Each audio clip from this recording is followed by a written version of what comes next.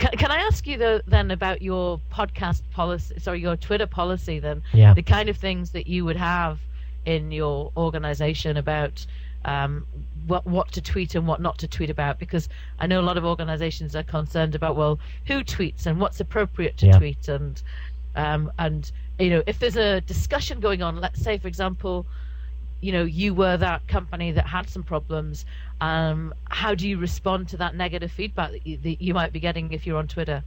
Well, we try to be very careful to talk about competitors. It's a very fine line between being a predator and trying to help.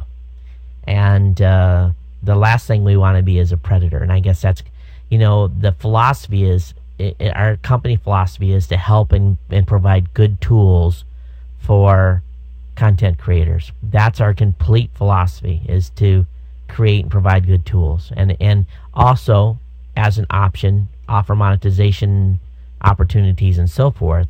So when it comes to Twitter, never ever talk negatively about a company. Never ever point out some other company's press release, positive and negative. Never talk about a company's financial reports publicly or negatively, especially on the competitor side, because it's a very small community and a small group of companies. We all know each other, and at some point down the road, we can all fight for all these customers. But at this point, all these companies, we need to work together for the better good of the entire podcasting space. If a company goes out, it's only bad for everyone. My goal is that the folks over at Media get bought out for $1 billion. I hope they get bought out for a big sum of cash, because it only can be good for the rest of the companies in the space. If they go out of business, or another company goes out of business, and I'm not saying that they would, but as a hypothetical, it would be bad overall for everyone. So we want to continue as a company to be supportive of other companies, help podcasters wherever we can, and we think in the long run, our strategy of being there and building good tools and helping us will help us win customers over by what we provide to the podcaster in the end. So it flows back into our Twitter policy. If we're seeing if someone's having a problem with a plugin, we're suggested, we've got a plugin currently actively maintained, but at the same time, we don't bash the plugin and say, hey, you better get off there because you might be in for a surprise here soon. We don't say nothing like that, because that would not be being constructive, and it would probably go against more of our philosophy. So I think it's not a complicated thing. It's, if you are standing in, I guess the way I tell Rob, and Rob is our community evangelist, is I tell Rob, would you say to a person's face at that company what you would write on Twitter?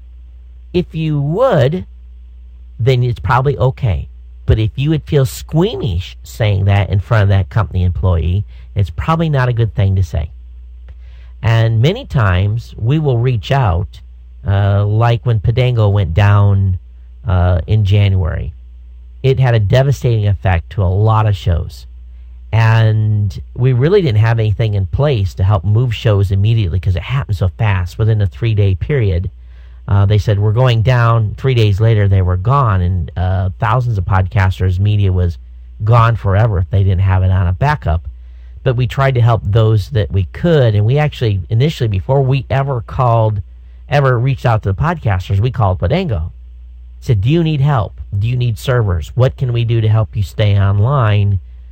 Because we understood that their failure would have a greater impact on the greater good of the entire community. We didn't care about the competitive nature at that point. When they said, no, it's a final, there's nothing you can do, would you like to buy us? That really was the sign to us that we could go out and try to help their community members and not feel guilty about offering up free hosting, helping them to transfer over. So, I guess it's a good neighbor policy. I don't know if that's, some people in business would say that's probably nuts to do that, go for the juggler from the very beginning. But I guess it's just not the way we work. And we're a very small company, and the team members have all, everything we do, we try to do to benefit the media creators, and we take media creators and put on. If we look like we're being a predator, then it's not going to bode well for us in a long time, because they're going to say, did you see what Blueberry was doing? Did you see them going over there and, being an ambulance chaser? That's the last thing that I ever want anyone to think about our company. That could be, that's worse than a year's worth of profitability to someone come and tell us that you guys are ambulance chasers. That would be devastating. So, that, I guess it kind of boils down to how, it boils into our Twitter philosophy. I do think there are many people online who perhaps, even if they go out with their own name, or perhaps they're, they've got a pseudonym that they're using, they often feel the comfort of being behind a screen. And I think that's a really helpful approach in terms of saying, what does your brand stand for? And when people meet you, whether they meet you through your podcast, through your blog, through your video podcasts, through your tweets, through Facebook, are you authentic? And I don't really like that word because I think it's often used, but are you congruent with what your beliefs are? And I often ask a question when people come to meet me, and let's say we've met in a coffee bar, or we've met at a workshop, or whatever it might be. What's the, when you read my content online, or you listen to my podcasts, am I the same person that you meet face to face? Right. And I want an absolute yes to that. Yeah, me too. I have some policies around, I hope that you won't really find me putting any content out there that would not be supportive of people. If I can't say something, that's fair and I'm not saying it has to be motherhood and apple pie right. and always positive, but why go after a negative stance on things? You can offer suggestions about how things might be done differently. But I like the approach that you took there in terms of you picked up the phone and you talked to the company in terms of at the beginning of the year. And again, I've seen that with brands, and I'll send them a direct message on Twitter, or I'll pick up the phone, or I'll drop them an email to say, hey, are you aware of this? Because Ireland is an even smaller community. I guess it's a bit like Hawaii, although you have much better weather. Well, in Hawaii, doing business in Hawaii is very unique. And I know we're almost out of time for this segment. This is fascinating discussion. In Hawaii, it's about the introduction.